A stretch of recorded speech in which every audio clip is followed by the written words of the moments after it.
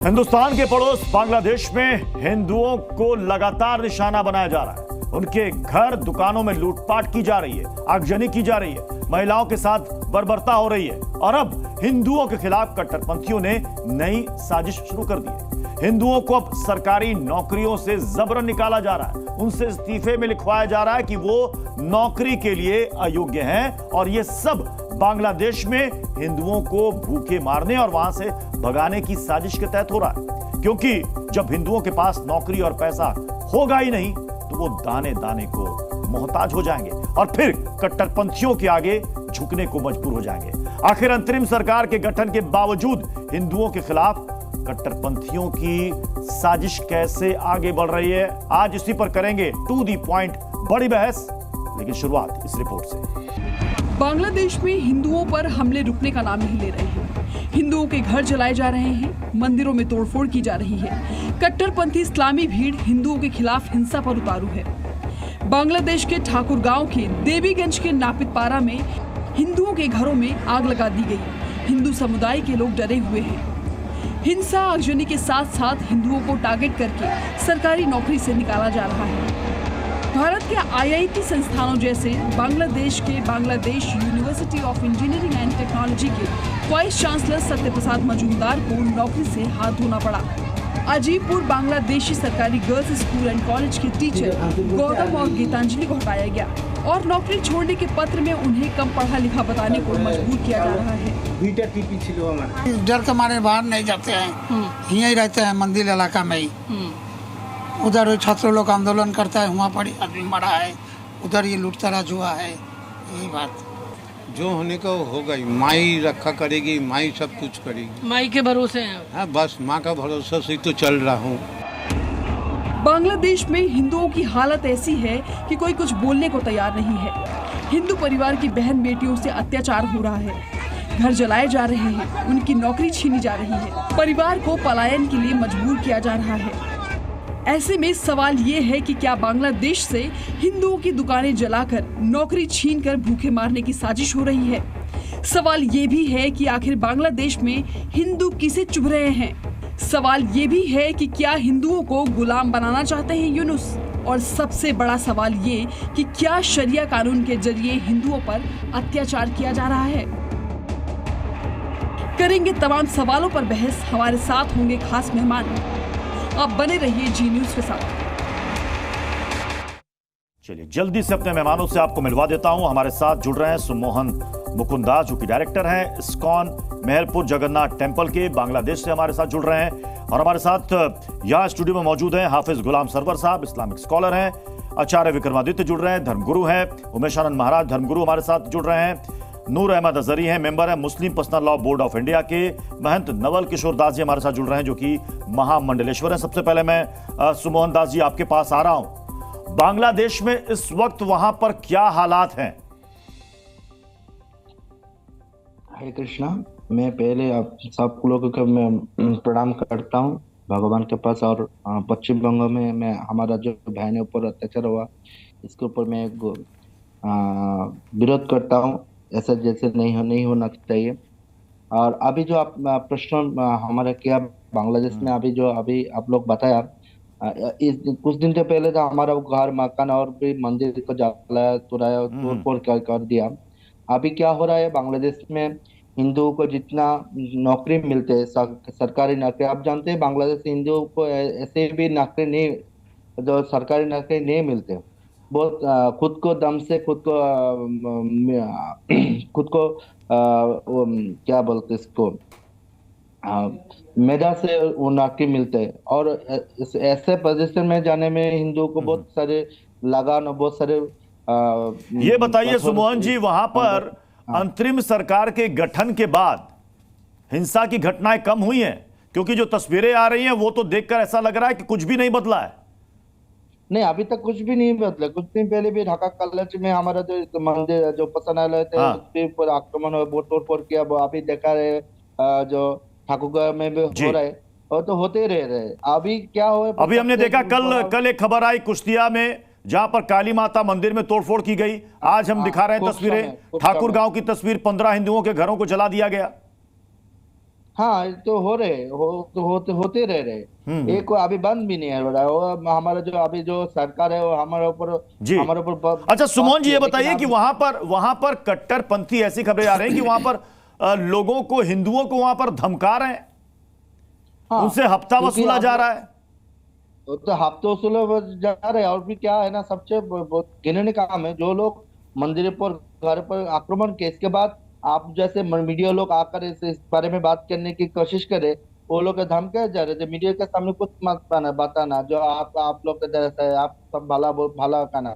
हमारे बांग्लादेश मीडिया सारे मीडिया में ऐसा बात कर रहे हैं, क्योंकि बांग्लादेश में ऐसा कोई किसी घटना नहीं हुआ, ऐसे बात। अरे वहां तो मीडिया के दफ्तरों में भी घुस करके वहां पर तोड़फोड़ की जा रही है। हाँ हाँ हाँ हाँ, सारे जी। मीडिया को भी जो मीडिया इस बारे में बात करे सबको मीडिया को बंद कर दिया। जी जैसे ठीक लोग है, बात। ठीक है सुमन जी, आप हमारे साथ बने रहें, मैं बाकी मेहमानों का जल्दी से रुख कर लेता हूं। हाफिज गुलाम सरवर साहब, अब सवाल है कि ये कट्टरपंथी चाहते क्या है बांग्लादेश में? अंतरिम सरकार तो बन गई वहां पर। बांग्लादेश की स्थिति इतनी खराब है, आदरणीय प्रधानमंत्री जी पोलैंड और यूक्रेन के दौरे पर हैं। हमको लगता है कि देश में योगी जी को प्रधानमंत्री अब बनना चाहिए।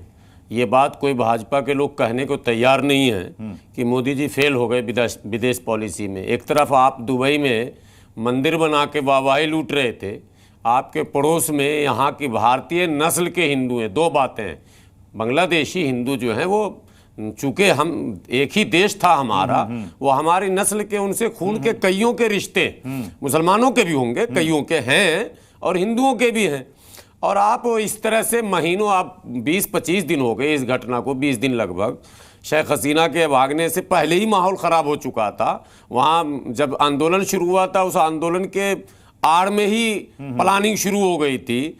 तो क्या आपका इंटेलिजेंस बांग्लादेश में काम कर रहा है? क्या आपके सेना का प्रभाव है? क्या आपके डोभाल जी का इतना नाम पूरी दुनिया में कि वो ये पॉलिसी बनाते हैं? कई मीडिया ने तो डोभाल जी पहुंचे और बांग्लादेश चारों खाने चित, सेना भागी, कमांडो का हमला, ये सब लगा के थंबनेल, पूरे भारतीय मीडिया उसमें सब शामिल हैं, चला रहे हैं। तो ऐसा क्यों कर रहे हैं? भारत के लोगों को दिग्भ्रमित क्यों कर रहे हैं? एक तरफ आप दिखा रहे हैं कि वहां लगातार अत्याचार, अन्याय, मंदिरों पर हमले, कल और आज तक की घटना, लेकिन एक हफ्ते पहले से चल रहा है कि कमांडो कार्रवाई कर दी। वो सारे मैंने स्क्रीनशॉट रखे। मुझे कई बार ये फील होता है कि क्यों ऐसा करते हैं लोग, अपने ही देश को गुमराह कर रहे हैं। और प्रधानमंत्री जी बड़े इत्मीनान से यूक्रेन की कोई जरूरत ही नहीं, फिर रसिया से रिश्ता खराब होगा। आचार्य विक्रमादित्य जी, मतलब देखिए, अब गुलाम सरवर साहब का कहना है कि वहां पर जो कुछ भी हिंदुओं के साथ हो रहा है वो इसकी निंदा करते हैं, ऐसा नहीं होना चाहिए। लेकिन फिर ये सवाल खड़े कर रहे हैं अपनी सरकार पर कि भाई हमारी भारत सरकार क्या कर रही है? कम से कम वहां पर हिंदुओं को बचाने के लिए, सुरक्षित करने के लिए क्या कदम उठाए जा रहे हैं? साहब गोल घुमाने में बहुत, गुलाम सरवर साहब गोल घुमाने में बहुत उस्ताद आदमी हैं। और प्रश्न इनसे पूछा गया था कि ये क्यों हो रहा है, ये फंडामेंटली सोच के कारण से हो रहा है। ये प्रधानमंत्री जी की वजह से हो रहा था, और क्या कहिएगा बताइए? अरे भाई, प्रधानमंत्री की वजह से हो रहा है, तुम्हारी सोच की वजह से हो रहा है, तुम्हारी सोच, मदरसों की सोच की वजह से हो रहा है। सोच तो दिख रहा है प्रधानमंत्री जी का, रूस को दुश्मन बनाने फिर चलेगा यूक्रेन, पता नहीं पॉलिसी कौन बना रहे हैं। जिंदा रहने का अधिकार नहीं है, तुम्हारी सोच है, जो तुम्हारी सोच है, जो तुम बचपन से पैदा करके, तुम बचपन से हर एक इस्लामिक, ये भी आप मोदी जी का काम कर रहे हैं। समस्या का समाधान नहीं बताइएगा, खाली कहिएगा तुम्हारी सोच है। आप जैसी सोच आज अरे आप मानिए ना कि हम फेल हो रहे हैं। जितनी इस्लामिक कंपनीज है, जितनी मुसलमान कंपनीज है, हलाल, वो जो आप लोग सर्टिफिकेशन कहते हो हलाल सर्टिफिकेशन कंपनीज है, उसके अंदर हिंदू को रहने का अधिकार है। बिल्कुल रखते नहीं आप लोग। एक भी उसके अंदर सर्टिफिकेशन में साफ साफ लिखा है कि एक भी हिंदू आपकी कंपनी में रह नहीं सकता है, किसी भी और धर्म का आदमी रखा नहीं जाएगा। ये सारी सोच है कि आप इकोनॉमिक जिस प्रकार से कंट्रोल करना चाहते हैं, ये नहीं बोलेंगे। ये घुमा दिए सारी डिबेट को। ये केवल भारत के हिंदुओं को दिग्भ्रमित करने के अतिरिक्त आपके पास कुछ भी नहीं है। न बांग्लादेश के हिंदुओं को बचाने का प्लान है, न पाकिस्तान के हिंदुओं को बचाने का प्लान है। भारत में हिंदू मुसलमानों के बीच नफरत फैलाने का प्लान है। उन सब के अंदर अब तक प्रधानमंत्री जी 15 अगस्त भी बीत गया, कोई बयान बांग्लादेश पर नहीं दिए। खुद नफरत फैला रहा है। आप कभी सवाल ही नहीं कर रहे। नवल किशोर दास जी के पास जाऊंगा। महंत नवल किशोर दास जी, महंत नवल किशोर दास जी, वहां पर रह रहे हिंदुओं के सामने पहले ही अत्याचार और जुल्म सितम कम नहीं थे, अब तो उनकी रोजी रोटी पर, यानी कि उनके पेट पर लात मारा जा रहा है। हाँ पृथ्वी जी, स्थिति बहुत चिंताजनक है और हम चिंता के अलावा और कुछ कर भी नहीं सकते, क्योंकि अंतर्राष्ट्रीय स्तर पर कानूनें होती हैं, कोई देश दूसरे देश में सीधा हस्तक्षेप नहीं कर सकता। परंतु मैं एक निवेदन जरूर करना चाहता हूँ। जिस प्रकार से पाकिस्तान में आज हिंदू 0% हो गया है, जब तक एक भी हिंदू वहाँ बचेगा बांग्लादेश में चाहे पाकिस्तान में, तब तक इस्लामिक कट्टरवाद के माध्यम से इस प्रकार के हमले होते रहेंगे। और जैसा भी आचार्य जी ने कहा है कि कोई एक दिन में नहीं हो गया है, जितने भी मदरसे हैं इनमें सिखाया जाता है और बचपन से सिखाया जाता है, मानवता सिखाई नहीं जाती। तो उन बच्चों का या नौजवानों का दोष नहीं है, उनको जो सिखाया गया है वो कर रहे हैं। यदि उनको सिखाया जाता सर्वे भवन्तु सुखिनः सर्वे सन्तु निरामयाः, सब अपने हैं, कोई पराया नहीं है, जैसा हम लोगों को सिखाते हैं या हम सबको सिखाते हैं, ऐसा शायद तो इस घटना से पहले महंत जी आप ही मंच पर थे, मुसलमानों का बहिष्कार आप ही करवा रहे थे, तब बांग्लादेश की घटना नहीं हुई थी। मैं आपके बीच में बोला नहीं था। कहाँ गया सर? अरे आपका नंबर आया तब बोलो ना भैया, हर जगह जिहाद नहीं अच्छी लगती। आप मंच पे थे जिहाद अच्छी नहीं लगती, जब मुसलमानों का बहिष्कार करवा रहे थे आप इसी दिल्ली में। मैं तो आज भी कह रहा हूँ, हाँ, तो आज आप भी ही कह से रहा सीखा हूँ, वो बांग्लादेशी, पहले आपने घटना घटाई है। आम कह रहा हूँ, हिंदुओं आप ही के चेले हैं, हमारे चेले नहीं है। को एकजुट होना पड़ेगा। जात जी आपके चेले हैं, वो मुल्ला जी बांग्लादेशी, बांग्लादेश में होगा, हिंदुस्तान में होगा। ये जो आप जहाँ उगलते हैं यही सोच है। जो वहाँ हो रहा है आज हो, यहाँ हो सकता है। एक जांच बैठानी चाहिए कि भारत के ऐसे कथित संत और वहाँ के मुल्ला का क्या संबंध है। बांग्लादेश के हिंदुओं को भी एकजुट आप यहाँ भाषण दे रहे हैं, वही भाषण वहाँ हो रहा करना पड़ेगा। नौकरी से हटाया जाएगा, घर भी जलाए जाएंगे, केवल चीखते चिल्लाते रहोगे, भगवान रक्षा करेगा नहीं। आप मैं अजहरी जी आपके पास आऊंगा, लेकिन मैं एक बार उमेशानंद महाराज जी का रुख कर लेता हूं। उमेशानंद जी, अभी महंत नवल किशोर दास जी ने कहा कि जो वहां पर हो रहा है, जो वहां पर हो रहा है वो यहाँ भी हो सकता है। यहाँ कैसे हो सकता है जरा बताइएगा उमेशानंद जी। यहाँ तो इतने सालों से सब मिलजुल कर रह रहे हैं, यहाँ पर किसने किसकी नौकरी छीन ली। शब्द नहीं माना, अंत में बाण उठाना पड़ा जी। ऐसे ठीक है उमेशानंद जी, चाहे बांग्लादेश हो, पाकिस्तान हो, चाहे भारत हो, एक बात को समझना पड़ेगा कि पूजनीय नवल जी ने जिस विषय को रखा है मैं उसका समर्थन करता हूं। भारत में क्या आज से पहले कि इस्लाम के मार्ग पर चलने वाले जो कट्टरपंथी कटमुल्ला हैं, क्या हिंदुओं पर आघात नहीं हुआ? वह दिन दूर नहीं जो बांग्लादेश में घटना घटी है, निश्चित तौर पर भारत में भी घटने वाली है। एक बात हमको समझनी पड़ेगी, और मैं बार बार आपके चैनल पर पहले भी बोल चुका हूं, भारत ही नहीं संसार की अगर प्रत्येक समस्या का कोई जन्मदाता है तो वह केवल और केवल इस्लाम है। जब तक इस्लाम पर प्रतिबंध नहीं लगेगा, इसका विनाश नहीं होगा। कौन लगाएगा प्रतिबंध? विश्व में उमेशानंद जी नहीं होगी। अरे आपकी ताकत जब बांग्लादेश के हिंदुओं को बचाने की नहीं है, मैं तुम्हारे बीच में नहीं बोलता। पहले ये ताकत तो पैदा कीजिए। बातें इतनी लंबी कर देते हैं इस्लाम पर प्रतिबंध। दिक्कत हो जाती है। अरे भाई, बांग्लादेश के हिंदुओं को बचाने में कोई हस्तक्षेप कीजिए, मोदी जी से कहिए। नहीं करते हैं।